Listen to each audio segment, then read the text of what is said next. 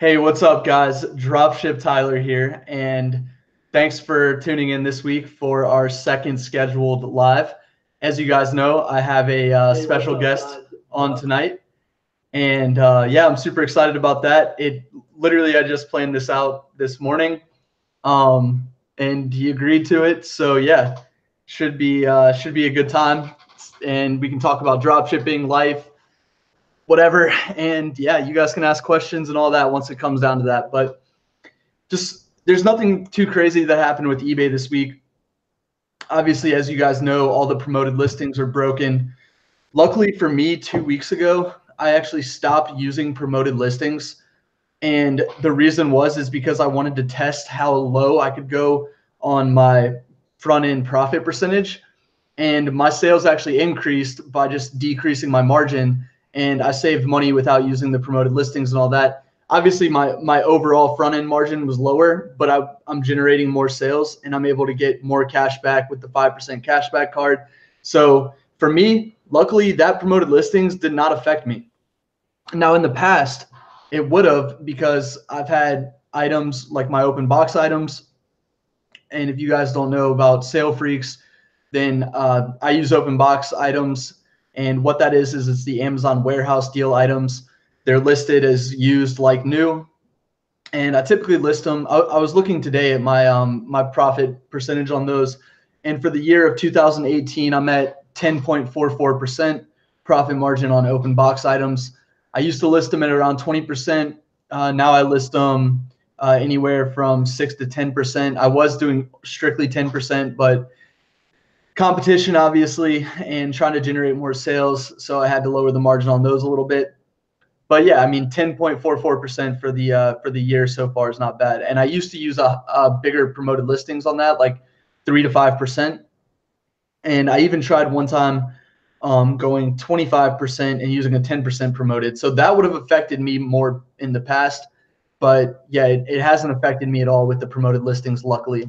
I still teach people to use the promoted listings. Obviously, right now that's not working, but I still teach people to put the 1% on.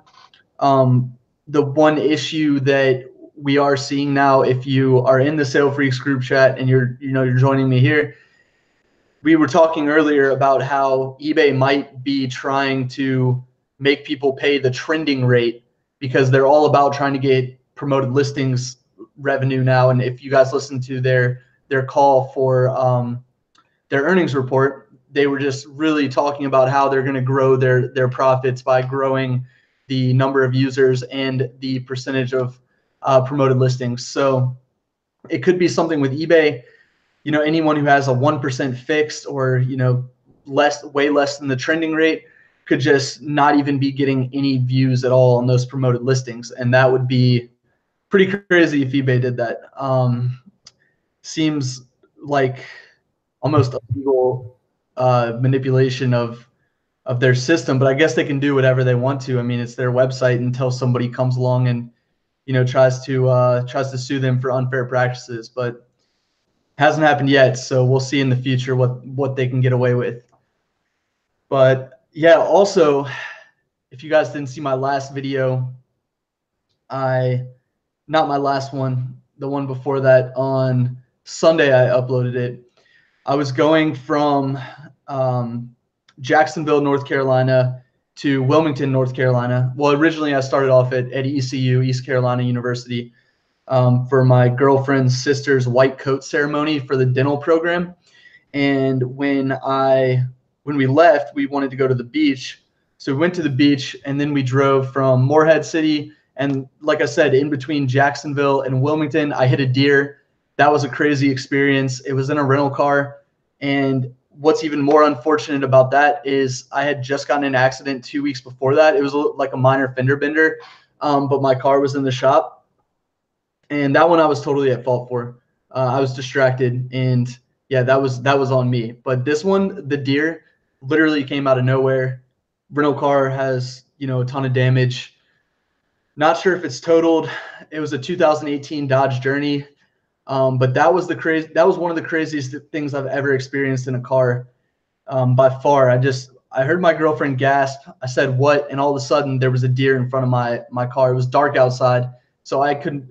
it was in the median, grass median. So she must have seen something moving just out of the corner of her eye. I couldn't see anything.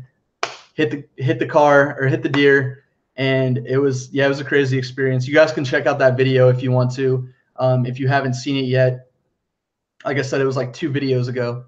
And then this week on Monday, I updated you guys with a live on my new eBay store I'm doing, just using manual listings. And yeah, it's going well. I'm getting like a sale or 2 a day. I told you guys about how I did not get sales though for Friday and Saturday after getting a sale literally every single day up to that point, because I had 2 items or 2 sales that had tracking that were uploaded late. So I really do believe that metrics are going to play a huge role going forward, and I need to stay on top of that. Obviously, I've been spoiled with the SaleFreak software, pretty much doing all of those tasks for me. The uploaded tracking, I mean, even ordering products, things like that. I've got a product sitting in my sold that I didn't purchase yesterday that I need to purchase before end of night. But it's definitely a lot of work running a manual store, and especially on top of I don't want to like make a big announcement about this right now, but I am coming out with a course. It's going to be all about SaleFreaks and how I still use the SaleFreaks system to maintain a profitable store. And part of the reason I'm doing that is because I see these other YouTubers that have been able to create a course and done really well growing their network and just their presence by being able to have a course in an organized fashion that people can find, and not have to go through YouTube video after YouTube video after YouTube video trying to find the information. So yeah, it's not going to be expensive, not like the ones that are out there right now currently, and it's not going to be on Udemy either. It's going to be on Teachable. But so far I've gotten great feedback from my virtual assistant course, so that's why I went ahead and Anthony and I decided, since we're doing the mentoring group in SaleFreaks, that we would go ahead and take some of the information we've learned from the people that we've talked to in the mentor group, as well as some of the things that I figured out on my own over the past few months and even few weeks that I'm putting in the course. So yeah, look out for that. The course is done except for just some minor details.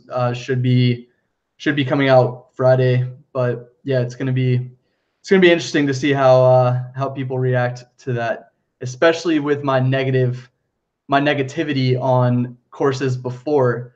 But now I see the power of how it can actually help a bunch of people get information in a better organized fashion, as well as, like I said, have something to actually promote so that I can grow my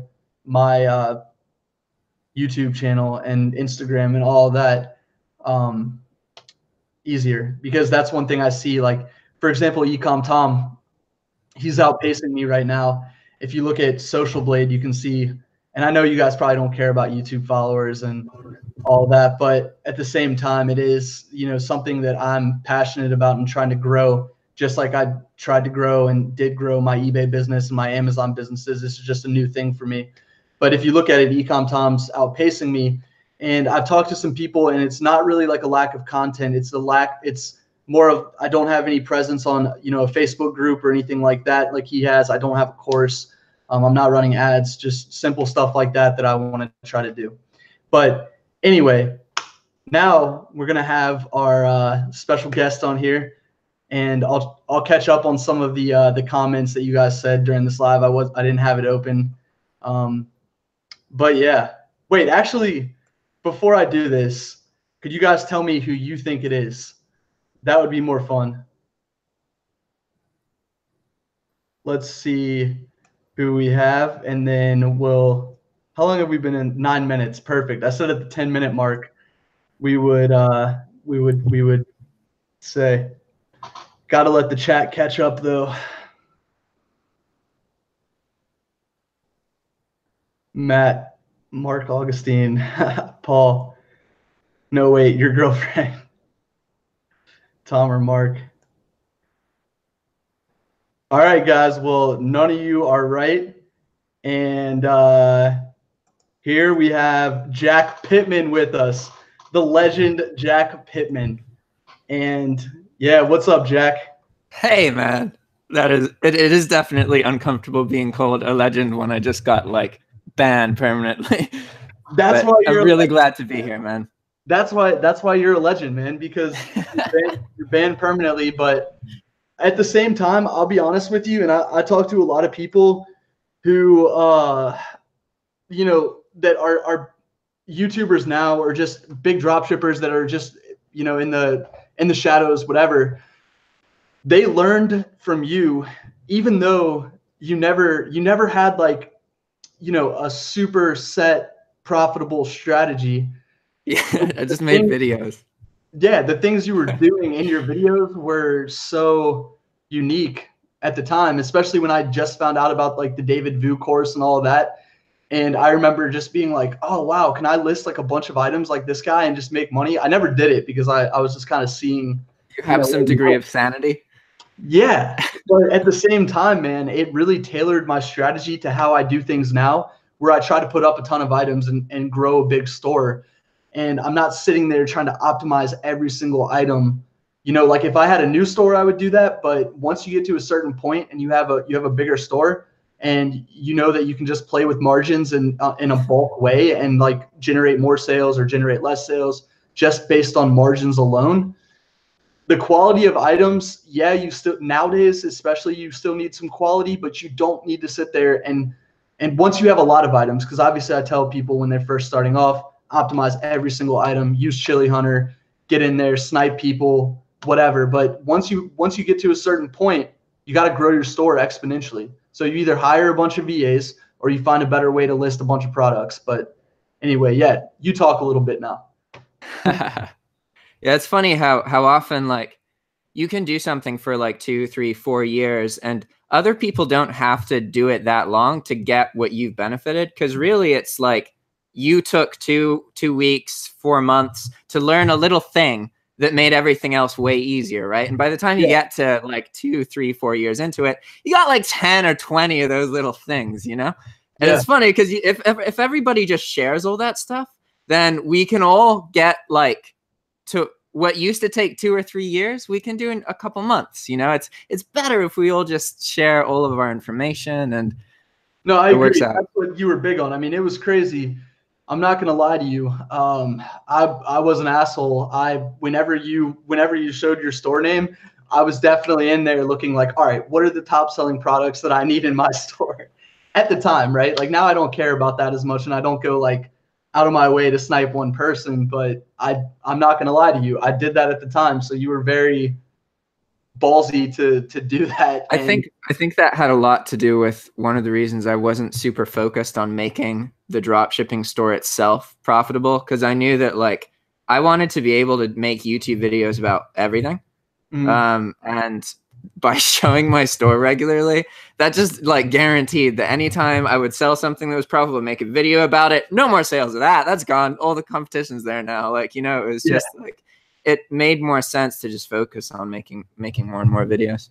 Yeah, dude. How many subscribers do you think you had when I first messaged you back in the day about, that? Okay, so little backstory on how I actually started talking to Jack a little bit, because we're two completely different types of people, to be honest. And not to sound like in a negative way, but before watching your YouTube, if I had just seen you, I probably we wouldn't have been friends. Like I wouldn't have had a problem with you, but we wouldn't have been friends, whatever. I'm just saying, like, that's just the way it works, Yeah. But, yeah. So the initial contact I made with you after watching your YouTube videos was I sent you that Excel spreadsheet. Do you remember that? Yep. And it was definitely. So the page equals. What's that? The page equals spreadsheet. Yeah, exactly. So I felt at the time, in order to, like, you weren't even that big at the time. You had what, like 3,000 subscribers, maybe early 2017. When I went to Nicaragua for grind camp, I had like 2,000 something subscribers. Yeah, so it's weird because I'm about to hit 3,000 now, and I don't think I'm big at all. Like obviously I'm not. Like I only have 3,000 subscribers, but when I saw a channel with like 1,000 subscribers back in the day.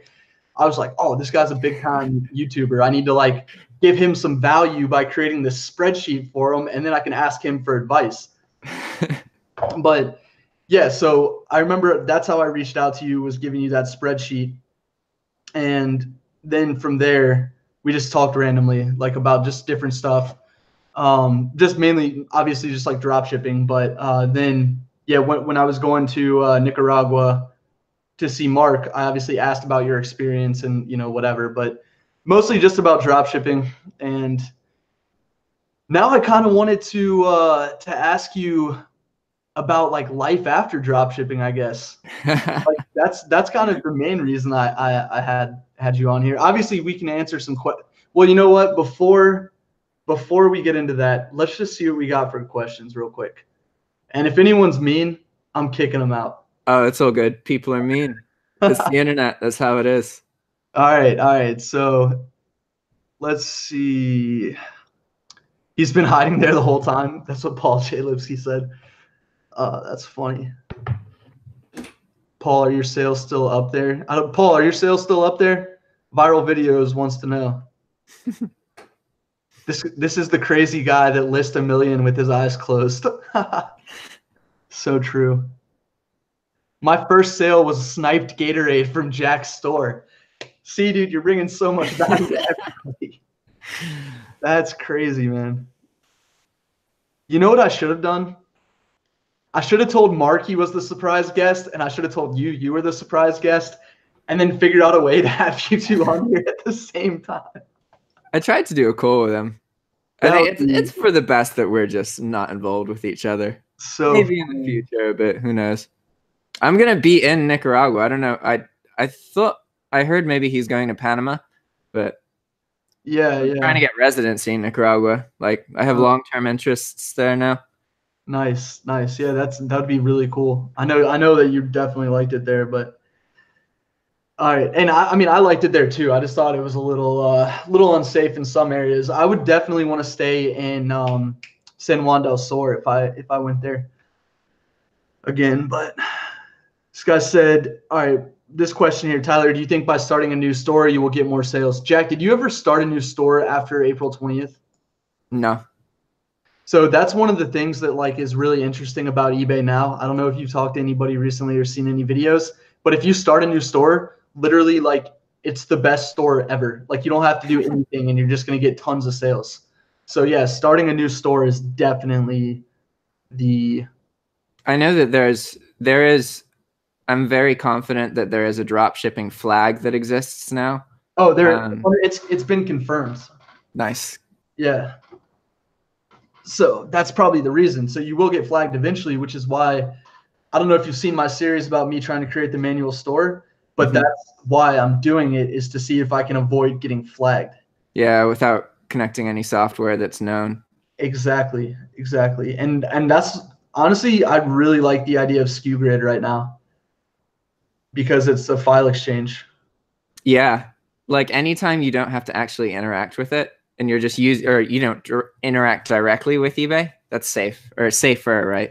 Yeah. There's probably ways that you can eBay knows the apps that are associated with drop shipping because they're commercialized and lots of people use them, right? And in order to be registered, they have to get approval from eBay. So eBay has to know that they exist for them to be allowed to connect with the API, right? Yeah. So I'd imagine it's possible where you can make a custom set of keys that is just because you can make like custom keys for your own account, right? And then somehow have it so that eBay sees the custom keys, and then that actually like you add like a filter to it, if that makes sense. I don't know how you would go about doing that, but it would be like essentially similar to like using a VPN, but instead of masking your IP address, you're masking your keys. So you're making it look like it is a like custom dev app when really it's a more mainstream app. But I don't know. One thing I've been thinking about lately, and I know if I say this, someone's going to go make this because there are people who probably have connections.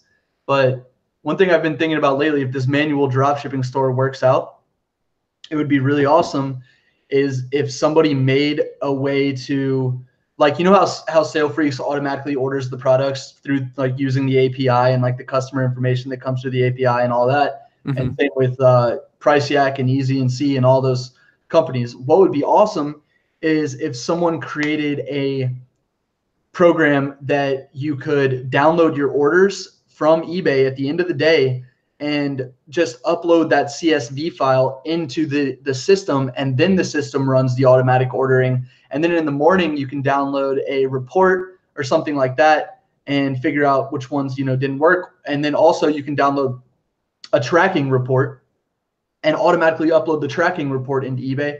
So essentially it's all automated, but it's not through the API. It's through the file exchange.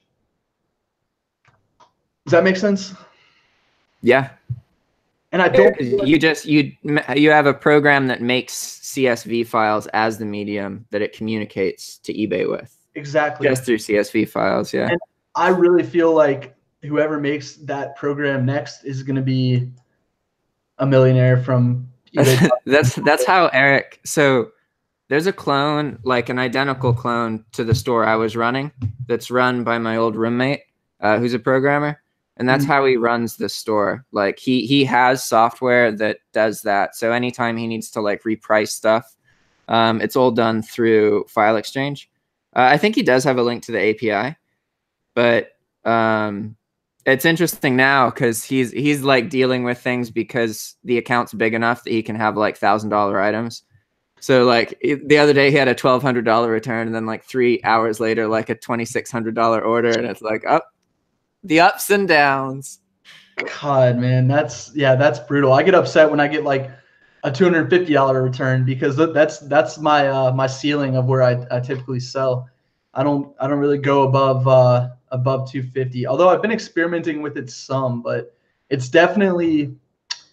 more appealing now than ever before. Yeah, when you have cash flow, it's easy money, man. I wish that I tried to talk to eBay before my store got banned, to say that like I'm not going to be able to maintain this. If I can just not have to pay the opt-out fee for the enterprise store, that would be awesome. If there's any way to make that happen, but if that had happened, like ideally, like I would run an anchor store with 10,000 items that were all like $1,000, because it's crazy. You just get like a couple sales, like, and if you're earning between around $200 per sale, which is pretty easy to do, then every 4 sales, you can fully refund a sale and still be profitable, or you break even at that point. Yeah, no, I know exactly what you're trying to say. It's like a risk versus reward type thing, where if you lose money on or if you lose a complete sale every 4 sales, you're still making money because yeah, if you have an average sale of what, like you said, $200 profit, so an average sale of like $600, it'd be like a $1,400 sale, $1,300 for reference, just for the like if you're getting $200 profit. Gotcha. Yeah, I'll have to do an Excel spreadsheet for my next Excel series course on the profitability of the high priced items. I'll model it out. But anyway, let's talk about what you're focused on now, and like with your course and all of that. Have you seen sales of your course slow down since the whole thing happened? If I'm doing videos about losing an eBay account and that kind of thing, then that doesn't really contribute to more signups for the course. But in general, if I'm doing any kind of drop shipping content, then I'll get like between like more than 5 or 6 signups a day would be good. But the course income has, like, not every month has grown, but of the biggest months that I've ever had, most of them are recent. Are most of your, because it's interesting because I have a Udemy course now too, and I see kind of like how it works on the back end. Are most of your sales through your actual YouTube, or are they through the organic search? So quantity wise, there's more through organic search. income wise, it's 2/3 from YouTube. Gotcha. Yeah, I mean, obviously, it sucks because when you sell a course through Udemy, you get 50% for those of you that didn't know. When you sell a course through your actual link, Or 20%. oh, it's 25 to 50%, right? Is that what it is? Yeah. And it can be even lower in some circumstances. God, I saw one where I sold one, and I made like, so my course right now on there, I think it was a promotion they were doing or something. It was like $11.99, and I got like $2.30 something cents. I was like, cool, that person got a deal, and I got, but yeah, it's interesting, for sure. But I think it's good though because it really helps build your. The reason I chose to do Udemy is because it helps build your personal brand. Yeah. And that's kind of like I'm all about helping people for like a cheap price, and then as long as they find me on YouTube, then it was worth it. And that way I can, talk to people, interact with people, network, and, hopefully have whatever my next business venture is, have them follow me along for that too, and help people with that. I like, honestly, yeah, I mean, you're probably the same way. You like to help people, but at the same time, it's nice to make a little money off of it and have it in organized fashion and have people find you on a different platform. All those benefits to it. Yeah, it's amazing. And course income is like, wow. If you look at time spent, it's insane. Like if you have an audience and you make a course, it's really good money based on like an hourly rate. Yeah. And it's definitely, I'm really lucky to be in the position I'm in. Because I feel like spoiled by being able to experience this kind of income, because now I understand I really don't have to work super, super hard. I just have to be really smart about how I spend the time that I work on. And I can have a life where I can do whatever I want and be anywhere else. And my income can be a reflection of my motivation, not a limitation based on my environment. That's like incredibly lucky. Yeah, for sure. For sure. What's the next what's the next business that you're trying to pursue outside of just making courses? Because honestly, making courses is great, but you really, in my opinion, like I only respect people who kind of like add value. And I do think your dropshipping course adds value, obviously, with all the things you experimented with. But the people that just make course after course after course, and that becomes their life, Yeah. kind of like a scam, in my opinion. So, like, what next business model are you trying to pursue? I know you have one about YouTube, which obviously you've built a huge audience on YouTube, so I think you can add value there as well. But like after that, where do you like see yourself going with online businesses or just whatever you do next with courses? So I don't really think of specific businesses necessarily at the moment. I'm more focused on the environment I'm in as a person, because one thing that's most important to me is my YouTube channel. And my YouTube channel is more of a reflection on my emotional state than anything else. Because the thing that I think people enjoy is the relentless positivity and enthusiasm. That's really the thing that I think I can provide for people. The information is just kind of a medium to get that through so that they can feel like they can actually fix their problems. I really hope to encourage people to be able to see their own solutions and expose themselves to information and that kind of thing. So that being said, right now my focus is getting back into Nicaragua because of the community of people I lived with. I was at my best, not at grind camp. This was after grind camp. I was around such interesting, fascinating, family-oriented, and I say family-oriented, like they cared so deeply about their friends, and like that's how I am as well. And one of the reasons that I have a lot of the problems that I do is because I lost my family when my father died, and I have a complicated situation at home. So I've been going back and forth between a lot of different situations to try and find that feeling again, right? Yeah, and you just feel it. You feel it when you're in Nicaragua. Yeah, and it's not just because of it's a combination of the factors of what I want out of my life and the people I met and the circumstances in Nicaragua. Like, but I really am like, it's my focus is to become a more full-time Udemy instructor. Essentially, what I want my life to look like is I want to be able to get interested and passionate about whatever it is that I'm currently interested in, to consolidate the information that I learn into smaller, more accessible chunks, to monetize that, and then to move on to whatever I'm interested in and passionate about next. So like examples of this are like YouTube, computer use, people skills, and like relationships, like death, disease, that kind of thing. Things I feel like I have a grip on that I can assist people with. So I'd imagine I'll go through a period of time where I'm trying to get all of those out and functioning. I just went to the first Udemy instructor roadshow. And so I met 20 other Udemy instructors. It was like a mini grind camp, actually. It was pretty funny. And I like made eye contact, talked to every single one of them, talked to Udemy employees. And essentially, like, my takeaway is that every single paid course on Udemy should have a free mini crash course, because you can put a coupon code at the end of it. And I didn't realize you could do that. So that allows you to convert Udemy traffic into your audience and get the 97% for the course sign up. So it's like marketing within Udemy, so you don't have to pay ads or that kind of thing.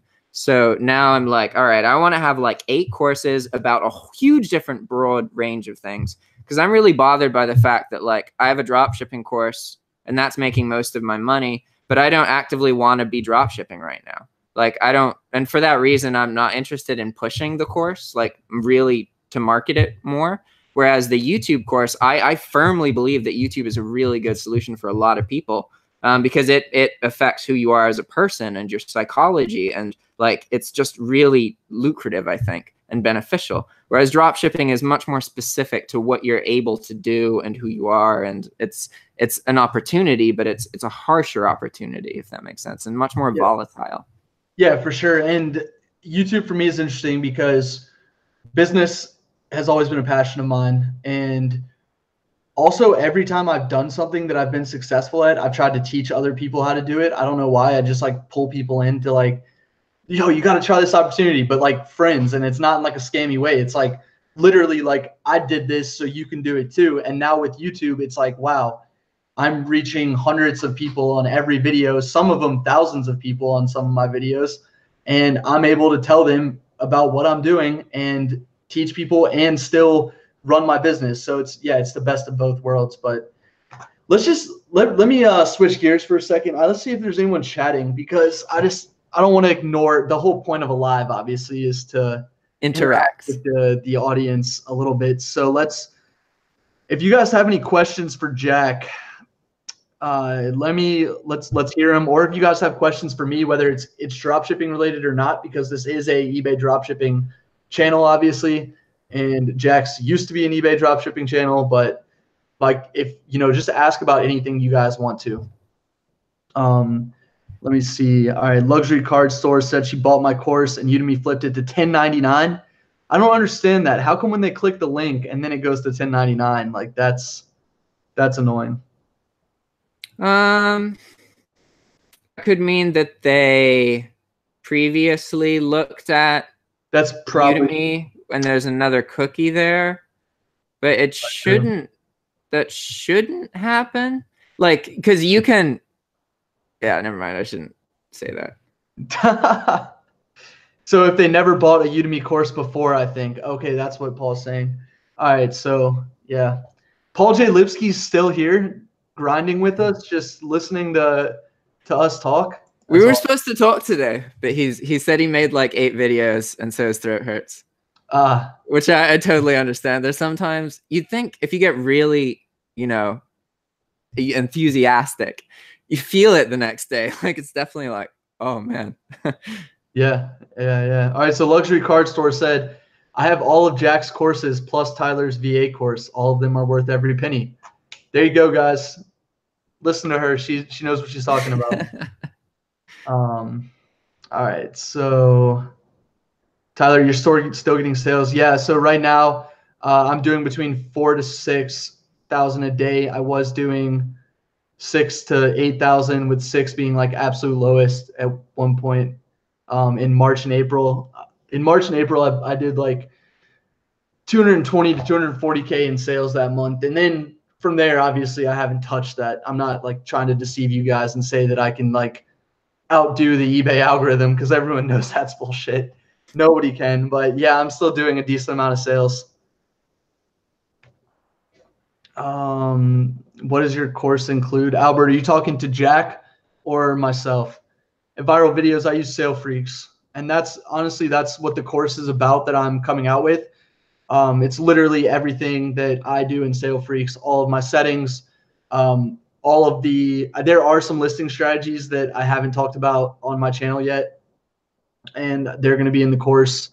So I do have some, golden nuggets for you guys in there. Can't give it all away, right, Jack? Well, actually, you said you can, so I mean. Yeah, I view YouTube and courses as like separate. Like essentially, courses are more organized, specific information that's more convenient. People are paying for the convenience, so you can have like essentially almost all the same information. Yeah. Well, in all fairness, I will say this. So I in the past, I literally have given away every single thing that I've, done on my own store. But I got a little greedy over the past month, because I knew that I was probably going to do this course with Anthony once we started doing the mentorship group. And we were like, all right, we need a way to be able to give these people information and in a more organized fashion, give them something that they can have a reference to, blah, blah, blah. And then that's when you're like, all right, let's make a course. And then we can also sell it to people not in the mentorship group. But then, we have that resource for people in the mentorship group now. So after I knew that I was making that course, I was like, all right, I'm just going to hold off on what I've been doing the past few weeks.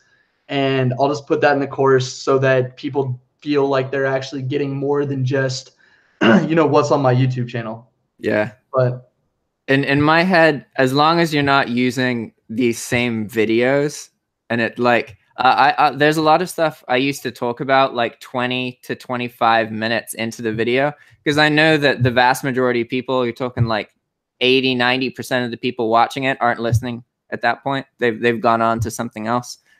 So like the points that you share the information are kind of relevant, because you kind of have to make it available on YouTube, but inconvenient, and so that like if they want to find it, they can. Absolutely, it's free. But it's not like I'm going to talk about that in the first 5 minutes of the video if I know that the course has something specifically about it. Yeah, that makes sense.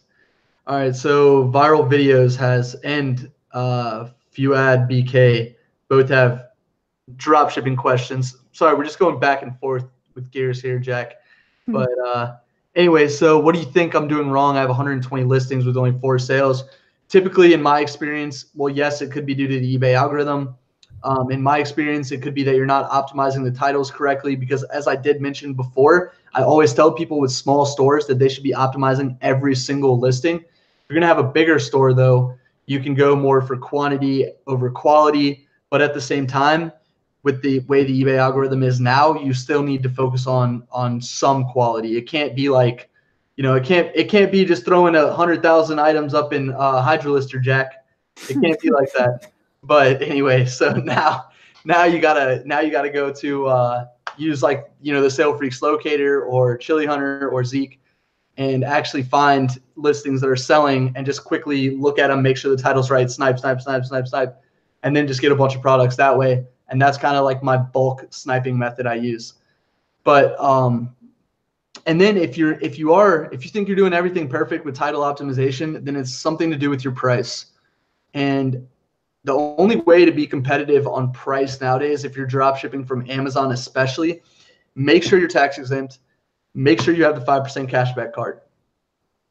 And when Anthony and I announced our mentorship, I even said that the people we're looking for are going to be people who are tax exempt and the people who have the 5% cashback card, because those are the people that I know that I can take and implement exactly what I'm doing and see results in their stores.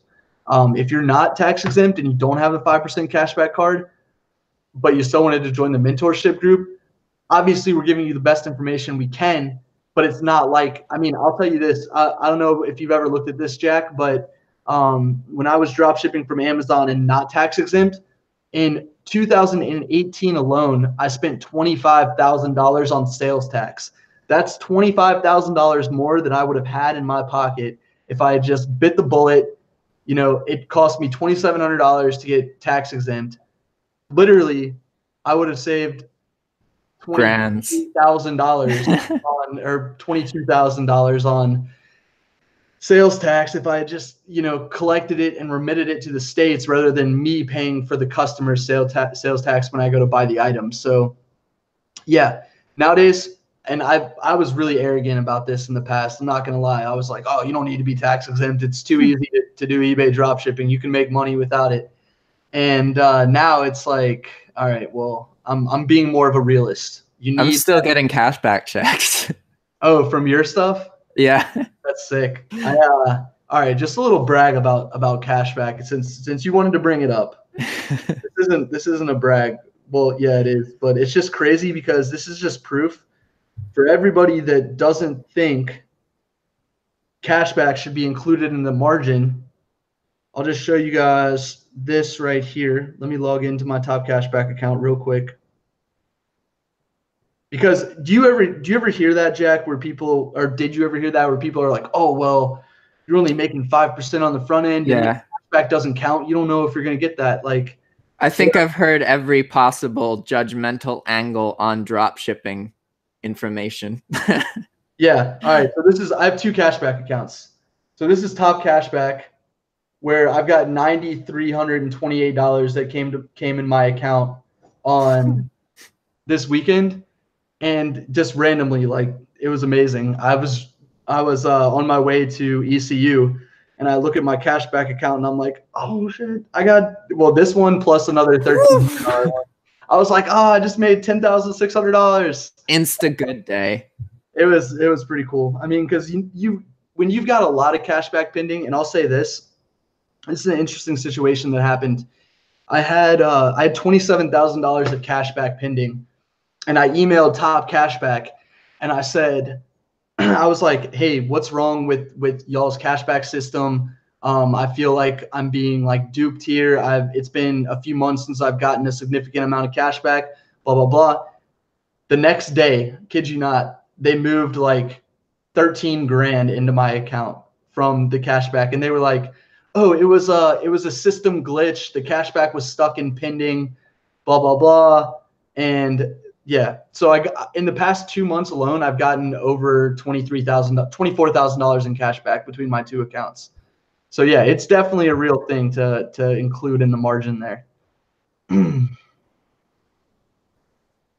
But yeah, all right, guys, let's see what else we got here. Do you think if I get a new store and just start? Yes, viral videos. A new store will be your best solution to, if you don't want to drop your margin a lot, then the best solution would be to get a new store. But eventually that store, if you attach software to it and all that, that's kind of what I'm experimenting with now. You might have to stay manual for a while if you want to make sure that store. How many stores can we have on eBay? Do you know the question to that, Jack, or the answer to that? Depends how you make them. I mean, essentially, you can have as many as you want if you really want to. That's true. If you want to go stealth. But there's a certain number of eBay accounts that are allowed to be attached to a PayPal. I want to say it's like 8. It's either 6 or 8 that are allowed to be attached to a PayPal. And if anyone knows, okay, Phil says 8.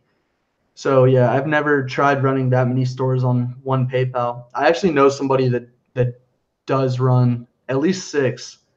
So that makes sense. A lot of people overseas, like, because they have a much higher rate of like initial flags and suspensions and that kind of thing.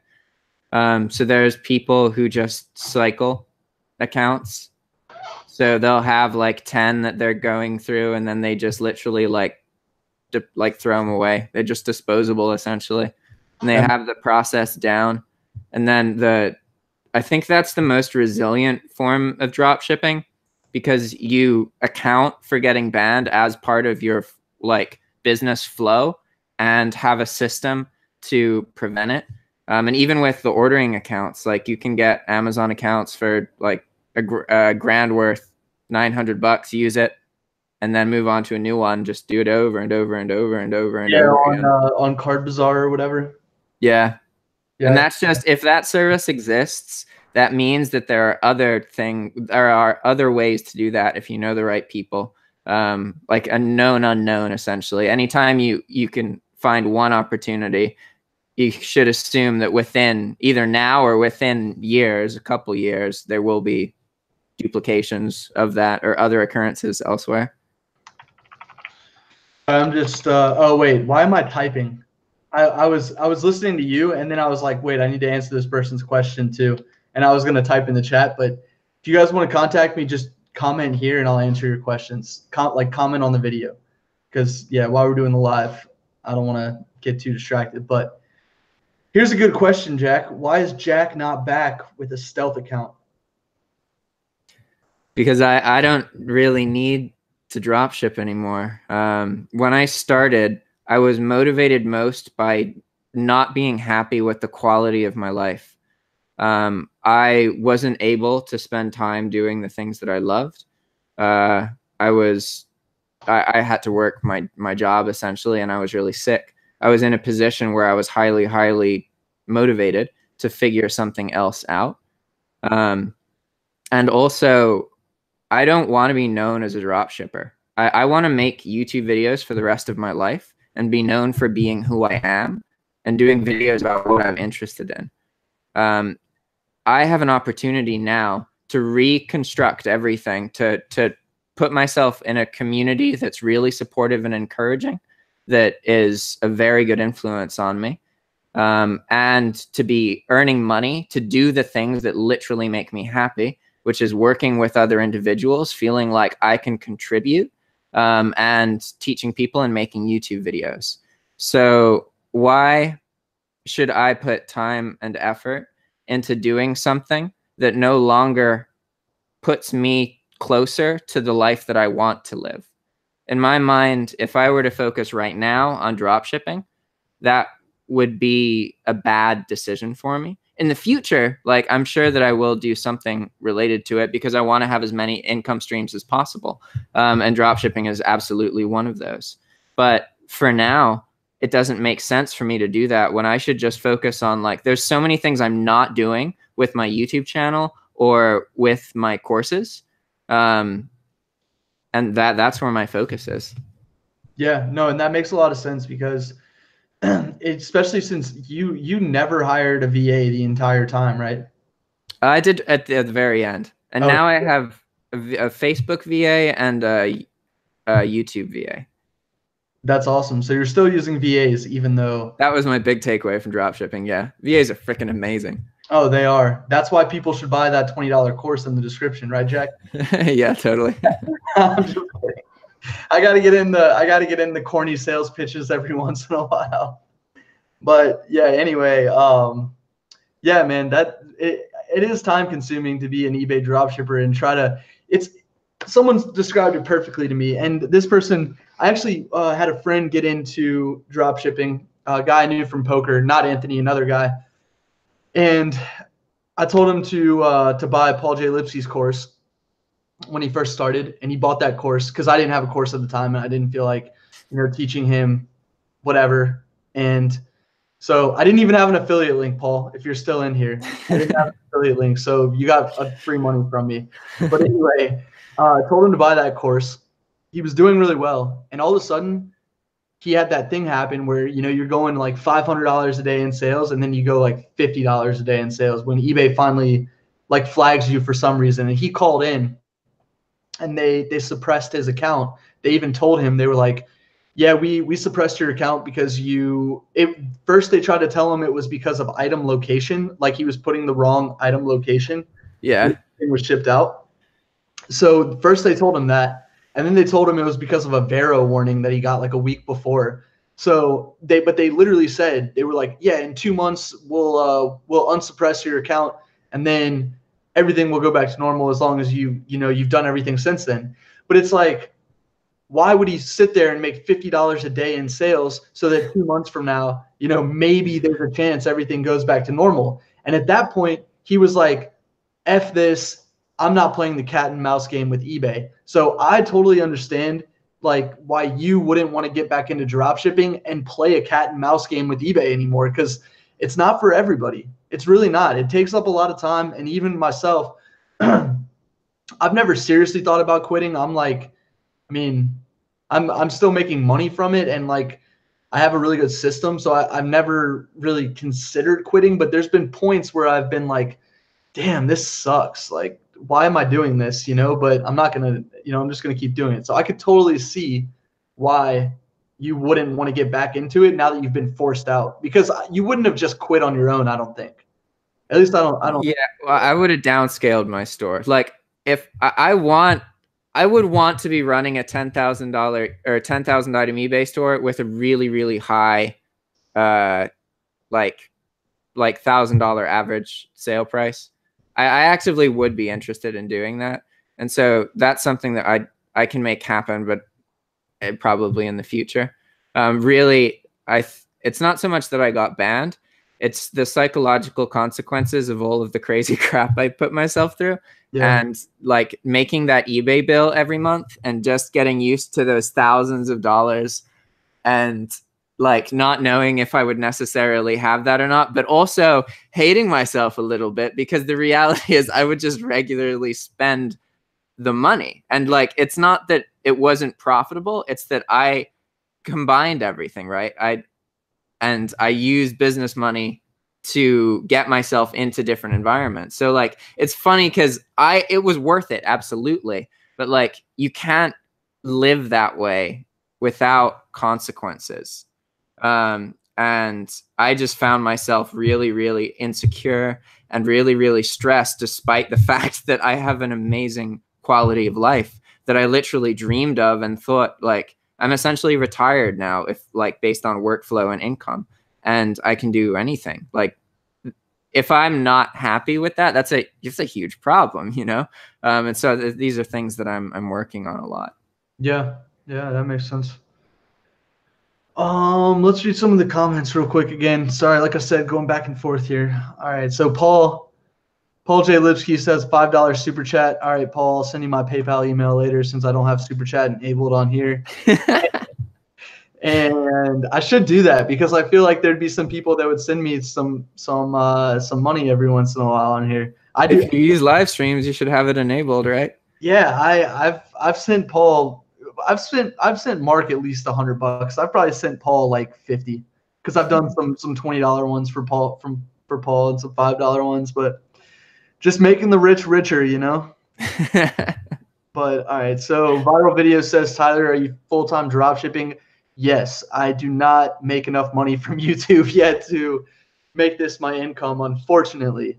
But yeah, dropshipping still pays the bills, and I'm actually buying a house in first week of December. And what's amazing, and I'm not trying to like sell a dream here, because obviously what I've done is there's only and correct me if I'm wrong, Jack, but there's only a few people out there that have really found like success with eBay and Amazon dropshipping to where they can actually legitimately say they bought a house like because of eBay dropshipping or because of, you know, the combination of the two. But like, yeah, I'm in a situation where I grinded really, really hard for just 8 months, I'd say. And I set everything up to where, yeah, I've been able to coast on my dropshipping income since then. And now I honestly don't think I would have been able to buy a house if I was still working a desk job and like paycheck to paycheck, even though I was making good money, you know, I just wasn't happy and I was spending it all the time. It's amazing that working for myself after, you know, a year and a half, I'm able to afford something that I never would have been able to, that I spent a ton of, or my parents helped me with college, all of that. But, you know, college costs so much money, and that hasn't really attributed too much to what I'm doing now. And if I had stayed at my job or whatever, you know, like I said, I probably wouldn't have been able to afford a house. I probably would be staying in this apartment. And it's crazy what dropshipping's done for me. So yeah, I'm full-time dropshipping still. I'm not going anywhere with dropshipping. That not yet, at least. I have to do it. I mean, I have a mortgage to pay now. So Have you ever used Shopify?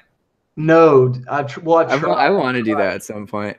Man, I've tried Shopify. Like, I didn't really give it the good old, like, you know, big effort like I did eBay or Amazon. But here's what I'll tell you what I did. I started this once I got successful with eBay. It was probably like 5 or 6 months into eBay. Right before I quit my job, I was like, all right, let's see what other streams I can add in here. And what I did was I created this store called fishtankfreddy.com, Fish Tank Freddy, and it was going to be all drop shipped fishing tank supplies, just random, just super random. And I created a Facebook page. I started running ads to it. And what I noticed is that all the Facebook people that were liking my stuff were foreign. And like, I didn't even have foreign enabled. Like, I think they were fake Facebook accounts. It was literally every single person was an Indian name. And it was just like, what am I doing wrong here? So I gave up at that point, and I was like, well, I'm not, I had some people come to the website. I had one abandoned cart, but I never made a sale. So at that point, I was just like, all right, I lost $100 on ads in 1 month of Shopify. So I'm out. It's like the typical Shopify experience. That's the typical one you said? Yeah. Yeah. And I mean, it's so true. I didn't buy a course or anything, but I just, like, you know, Oberlo has like free courses or whatever, the software you can attach to AliExpress to get your Shopify going.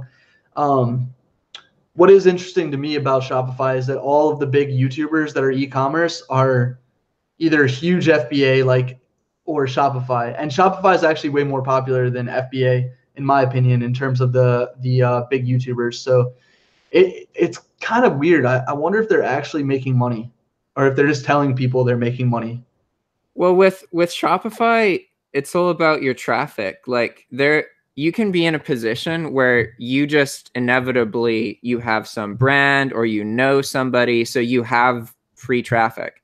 And then, like, if you aren't paying for your traffic, then a Shopify store becomes a much more interesting experience, right? If you don't have to, you're not running Facebook ads and relying on that. And like, I'm actively interested in figuring out how, because as I keep making YouTube videos, at some point I want to do merchandise, just because, I mean, that's kind of cool. Like, I want to see, like, will people actually buy, if I design t-shirts and like talk about them in my videos, will like people buy them? Like, I don't know. Like, I want to experience that. You know? I thought too. I was like, can I get people to put my face on a shirt, say Dropship Tyler on there? But no, probably not. There's a link on YouTube. It suggests like merchandising, and I keep seeing that, and I'm like, oh man, YouTube has like a hookup to like make you sell shirts. That's cool. That's really cool. That's really cool. And I definitely see some channels that it's interesting. You can actually scroll. There's one guy named Nick Ninum. Have you ever Nimum or something? Have you ever heard of him? He teaches people how to make better YouTube videos. And no, Nick Ninum. He's got a thing on his YouTube channel where it scrolls below the description, like coffee mugs and shirts and all of that. So you can literally click on the product on his YouTube channel rather than having to go to like a Shopify store and do it. But oh, that must be the. Okay, yeah, that's the thing, because when you see the little ad, the plug from YouTube, it's like, do you want people to be able to, without even leaving your page? Yeah, so that must be it. Yeah, interesting. So wait, so you brought up Shopify. You said you wanted to do it. A couple people mentioned in here. Well, I guess just G7 Trader said I quit too early. But are you actually going to start making videos about it and never actually try it? Oh, with Shopify? Yeah. Yeah, like, if I'm doing something, I will be making videos about it. So right now, like, I'm much more focused in like getting my habits in place so that when I'm in Nicaragua, I'm in a better position. But once I'm in Nicaragua, my focus is like, I want to get to a point where I'm doing like taking a course or watching some other YouTuber's information every day. Because right now I don't expose myself to that kind of information. Mm-hmm. and I got sidetracked. You don't expose yourself to that information. That's where you were, what you were saying. Yeah, I was getting towards something, but I lost track of it. It's okay because we're coming up on the end of the hour here, and so you just knew it was 9 o'clock. So this was only supposed to go till 9 o'clock. So right on cue, Jack. Right on cue. All right, so guys, I have to tell you before you leave that if you want to check out Jack's course on Udemy, go ahead and check it out. Buy it. I'm sure you'll find something in there that's interesting to you.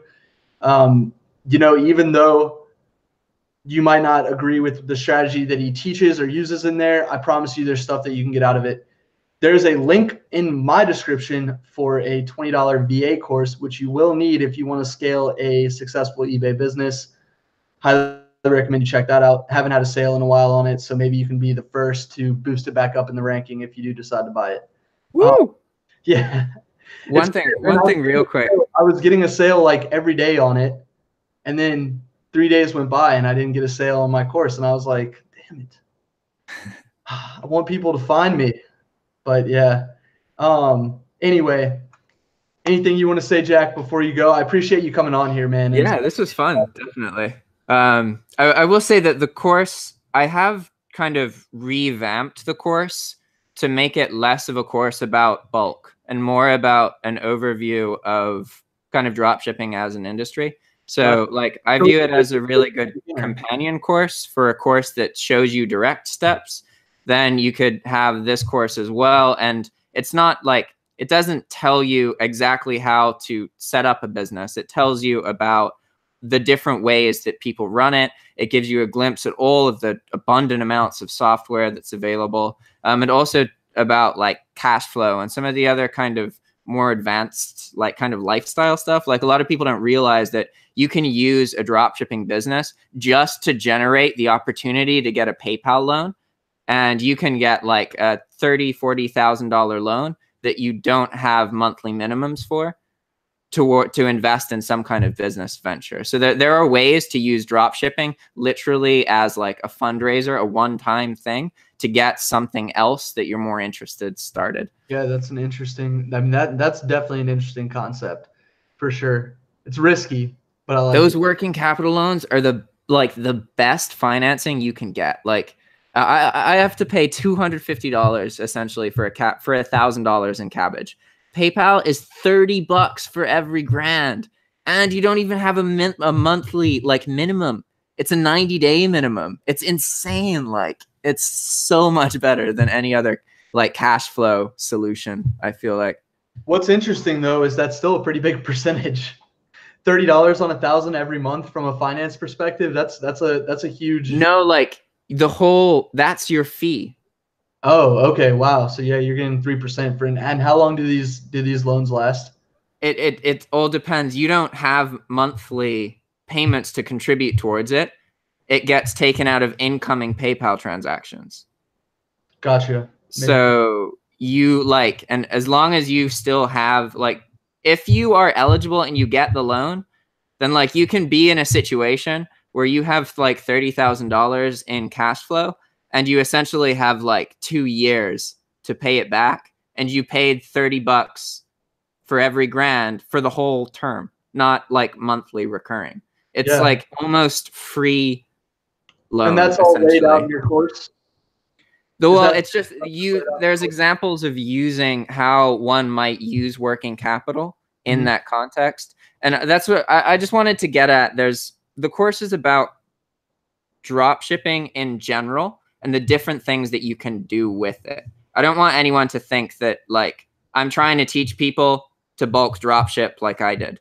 Because I did that because I had a YouTube channel.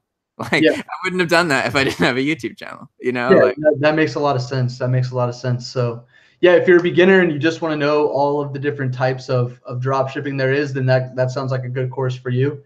And if you want to know how I use Sale Freaks and all of that, and just what I'm teaching my mentoring group, plus, stuff I haven't taught in my mentoring group, I've been kind of putting that on the back burner lately a little bit because of this course. Haven't been as active, but yeah, that's coming out.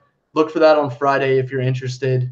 I'm not sure of the price yet, but it's not going to be nearly what these other YouTube dropshippers are charging. Not because the content's not good, but because I just want to, not charge that much, to be honest. But again, thanks for sorry, I had to get that last little pitch in there, Jack, All right, Jack. Thanks again for coming on, man, and everyone who joined us. Appreciate you guys joining us as always for these lives. Sorry we didn't get to more questions. Next live, if I don't have a guest, I'll make sure I focus on the chat a little bit more and answer questions. But also the good news is there is a comment section. So if you have a question that we didn't answer or talk about or anything like that in this video, leave it in the comment section, and I'm going to go through tomorrow morning, and I'm going to make sure that I get every single comment that you guys leave. So yeah. All right, Jack. Talk to you later, man. Buenas noches. Peace.